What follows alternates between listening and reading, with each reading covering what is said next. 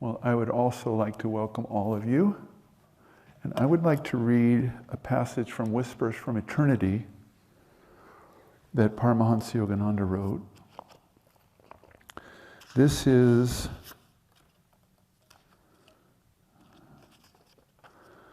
I pour out my love at thy feet of immortality.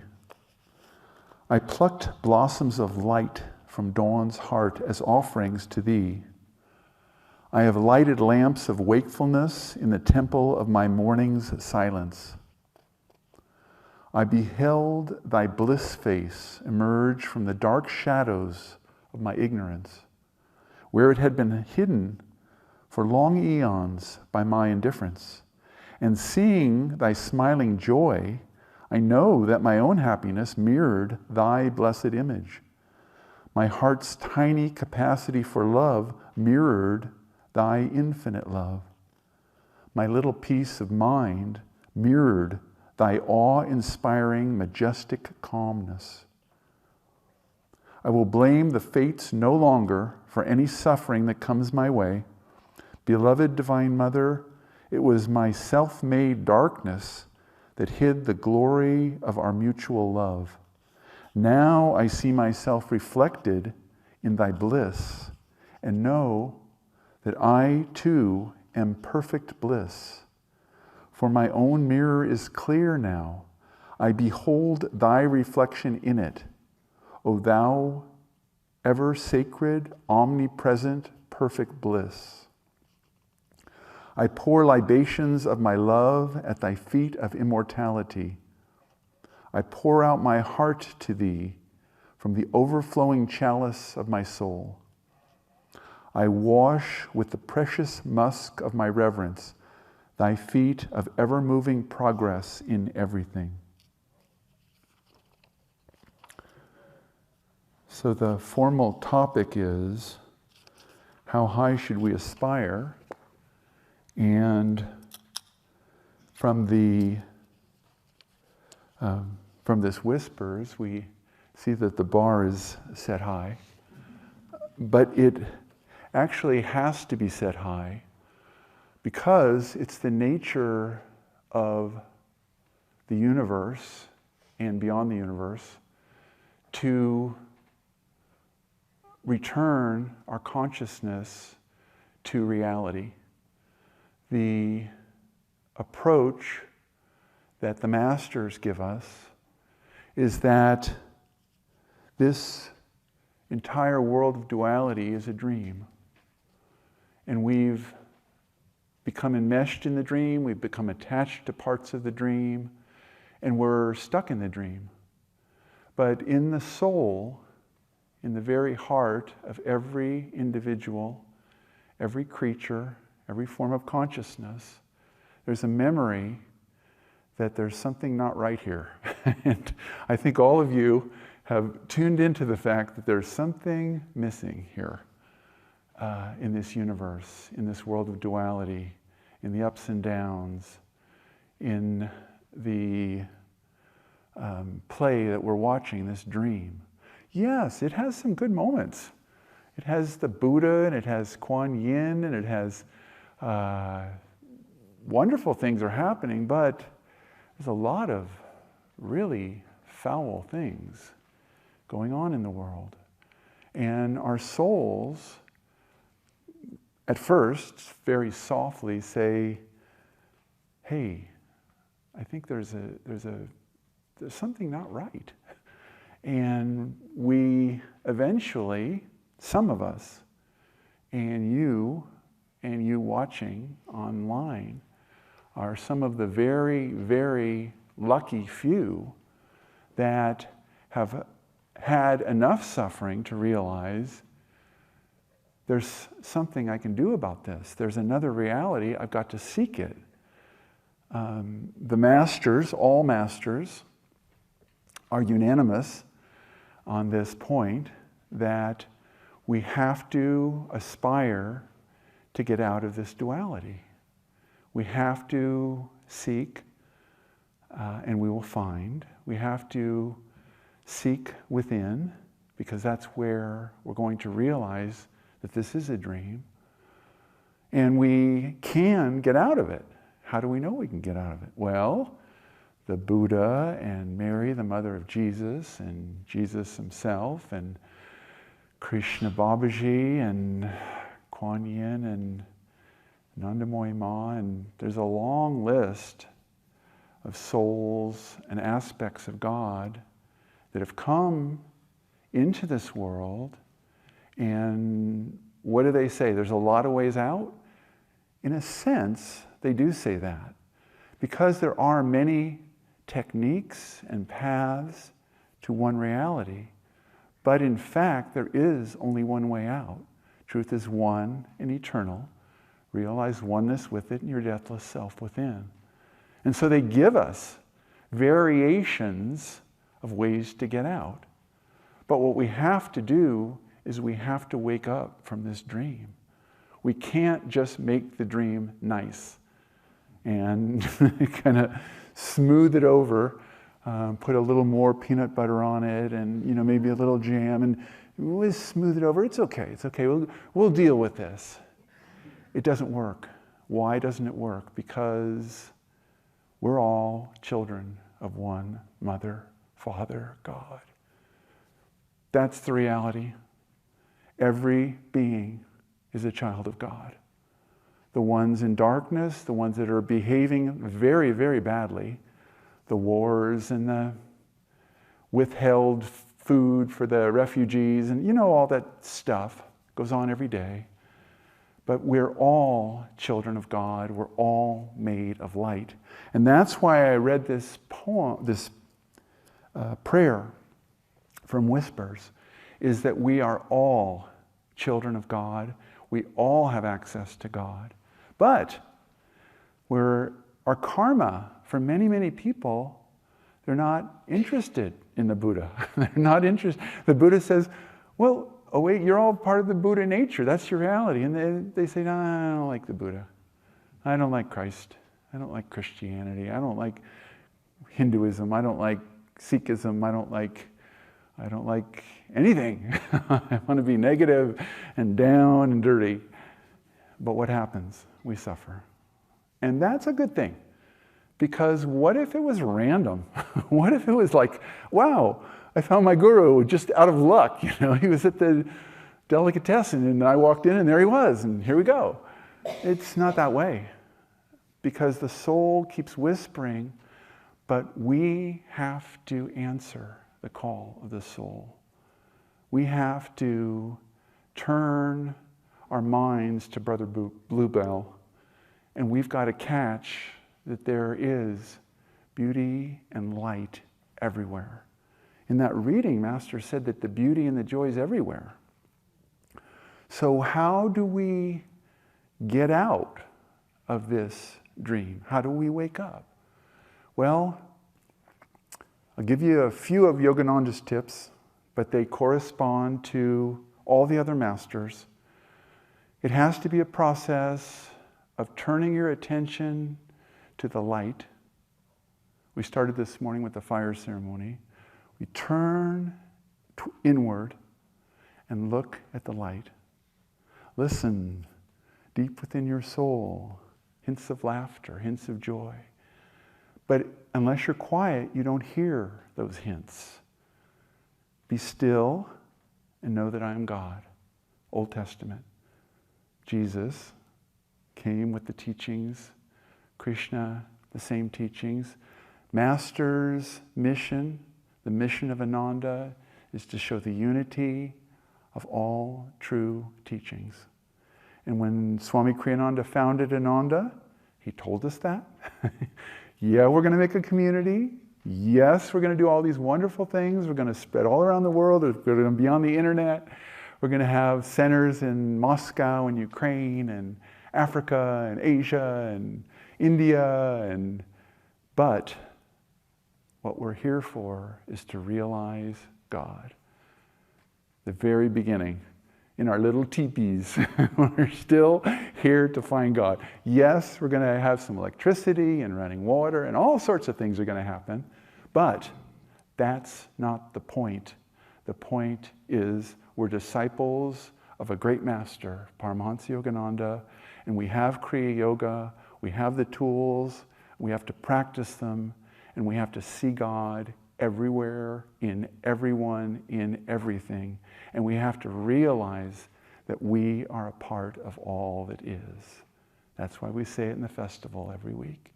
We are a part of all that is. We're not the dream roles. And in this reading that Maria gave us, Christ is saying, don't be one of the priests that's looking for public opinion, to think you're good, to basically inflate the ego, because the ego isn't you.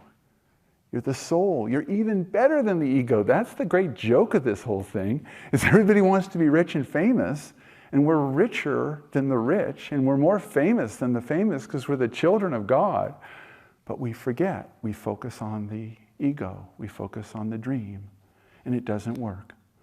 So what do? Well, Paramhansa Yogananda gave us some ideas. One was, it's a popular one among avatars, is learn to meditate. Meditate every day. I'm going to ask you a question. I don't want to outcry of your answers, but it's 1 week from Easter. Have you, in the last 6 days, been deeper, longer, thirsty in your guru-given meditation? Don't say yes or no, just inside. Take it within. But that's the way to freedom, the way to samadhi, is deeper, longer, thirsty, guru-given meditation. I was talking to a person who lives in the world somewhere other than Ananda Village. And we were talking about her practice. She's had meditation, she's had Kriya initiation for 20 years. She met Swami Kriyananda. And we said, well, how many Kriyas are you doing every day? There's a practice of, Kriya Yoga is a practice of pranayama. He said, oh, I'm doing 14 Kriyas. 20 years. Deeper, longer, thirsty, guru-given meditation. So what Yogananda recommended was, read the poem Samadhi every day. Repeat it. But not just repeat it. Imagine yourself in that state. Visualize yourself as out of the dream. Vanished the veils of light and shade. Lifted every vapor of sorrow. Sailed away all dawns of fleeting joys. Go on the dim sensory mirage. You know about the dim sensory mirage? It's the war in Sudan and South Sudan and Gaza and Ukraine and all the wars. Dim sensory mirage. It doesn't mean that those souls aren't striving for the light. It means that the dim sensory mirage is conflict, division, hatred. The reality, love, joy, peace, calmness, wisdom, light, power, love. Om. Chant Om. Practice techniques that remind you on a daily basis, on a minute-by-minute basis, that you are a child of God, and your customer is a child of God, and your coworker next door that aggravates you no end is a child of God. And where is the light in this situation? You have to look past their ego, their obnoxious habit of drumming on their desk while you're trying to think. All those stuff. Forget it. Dim sensory mirage. The reality of is that you're sitting next to God in a form that's striving for the light. And she's trying as hard as you are to realize the self. And you want to support that. That's what Swami Kriyananda did. He supported us. When some of us, I don't know, me, showed up here, we were not great saints. We were not dynamic images of God. How did Swami Kriyananda treat us? Welcome. You're seeking the truth. Otherwise you wouldn't have come here. Welcome. I wrote Swami a letter. First time I ever had the smarts to contact him. I'd heard him and seen him and all that. I wrote him a letter, and he wrote back to me. I thought, my God, he's Swami Kriyananda. Why would he write to me? I'm an idiot. I'm a young idiot. But a sincere idiot. And I wanted truth. I wanted to know more about Yogananda. I wanted to study these teachings. That's all it takes. So Kriyananda is looking at the God in all of us. We have to look at the God in everyone. The masters are looking at the God in everyone. Christ, Buddha, Kuan Yin. These are all aspects of lives lived correctly, and they're the way that we want to live. We have to leave the dream that separates us and judges one another. God, she's so rude to me. No. She's rude because she's not in her heart. How can I help her get in her heart? How can I bless her? How can I be kind to her? How can I be the Buddha to her? How can I be Christ to her? How can I be Mary, the mother of Jesus, to her? How can I bring light into the world? And how can I see in the world around us beauty and light? This prayer says it's everywhere. Therefore, it's at work. It's in these politicians. It's in these movie stars. It's in these mechanics. It's in these telephone repairmen. It's in these... Everyone. Everyone is seeking to share their knowledge and to gain knowledge. And some people are doing it a little... it's a little staticky. Okay, don't judge it. It doesn't matter. Christ looked beyond that. Master looked beyond that. Sri Yukteswar looked beyond that. Swami Kriyananda would very softly say that when we, the members of Ananda, were first here, Master would have tolerated us, but it would have taken a lot of his divine compassion to put up with us. And Swami didn't say it in an egoic way, but he did put up with us. Kindness, forgiveness, love. Why don't we do that too? Why don't we try to be like Rajasi, like Sister Gyanamata, like all the saints? Name your favorite saint. Name your favorite avatar. Name your favorite image of the Divine Mother. It doesn't matter. Because for each of us, it's different. Each of us has woven a web of karma that's making the dream seem real. It's making the dream seem ugly, uncomfortable. But each of us has the love of God, the blessings of the Guru. Even if you don't know your Guru yet, he, she is waiting to lift you and to help you. I've got good news. The spiritual path is difficult at first, and then it's effortlessly liberating.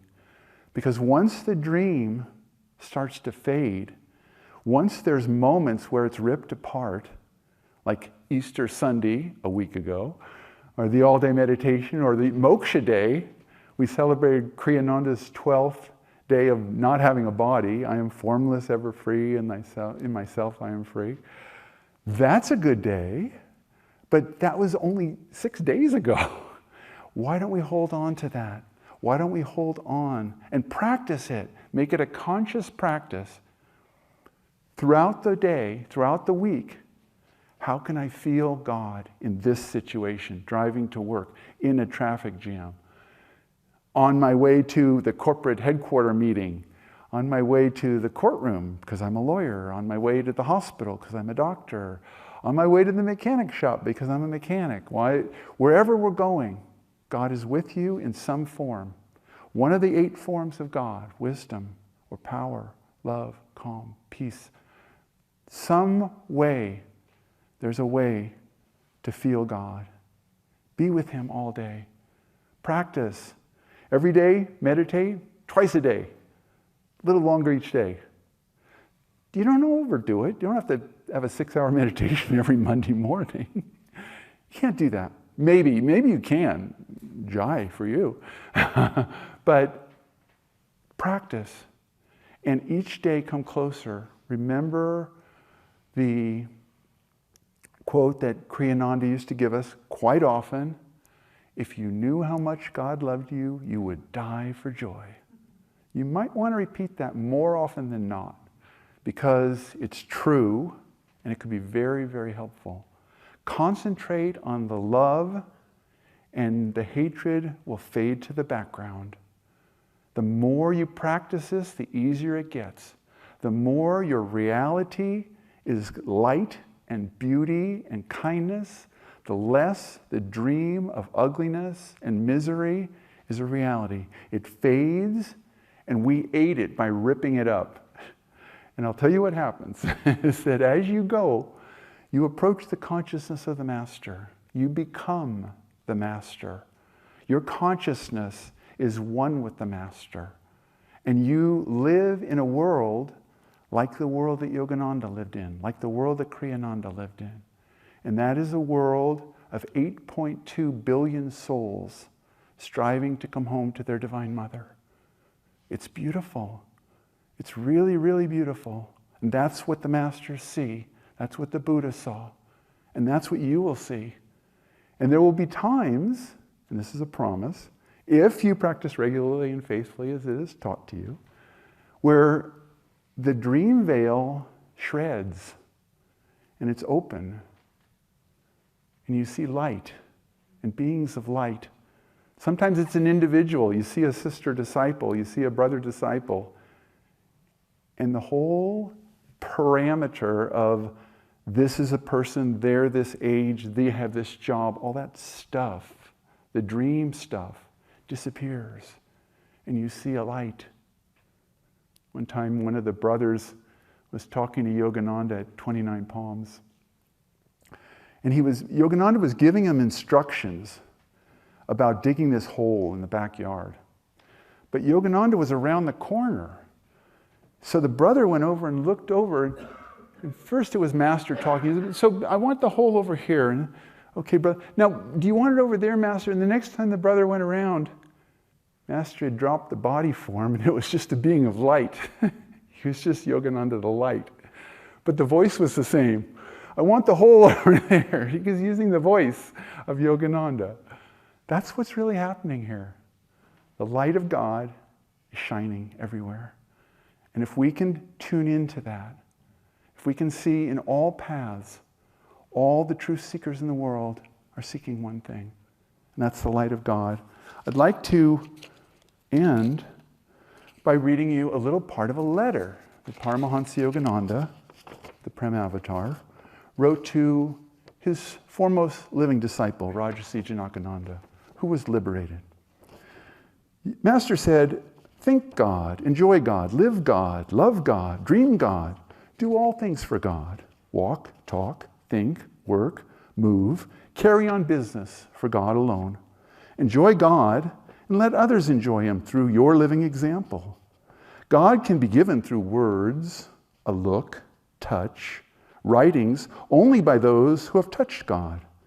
God has created this nightmare of earthly existence, rather this scant dream of life mixed with nightmares, that someday we will be disgusted of it and try to wake up and enjoy His immortal joy. Om, Om, Om.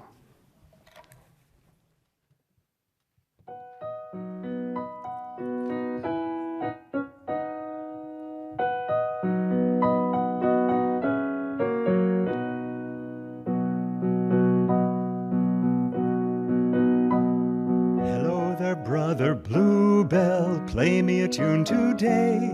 The breezes on the meadow have made you look so gay. The meadowlarks are singing, joy's in the air. Come set your bells a-ringing, you've gladness to share.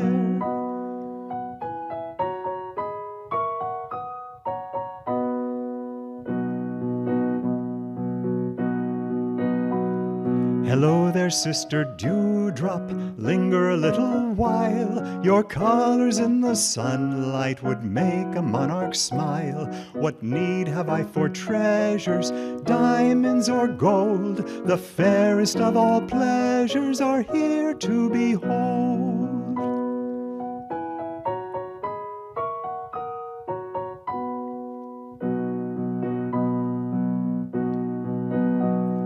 Hello there, dearest kinsmen, pebbles and laughing brooks, you timid little beetles that hide in private nooks. God made us of his gladness, come then and sing, to cure the world of sadness. Oh, ring, bluebell, ring, to cure the world of sadness. Oh, ring, bluebell, ring.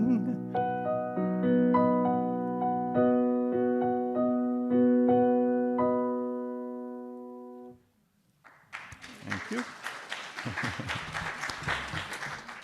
I'm going to play a composition of Swami Kriyananda's called Mist.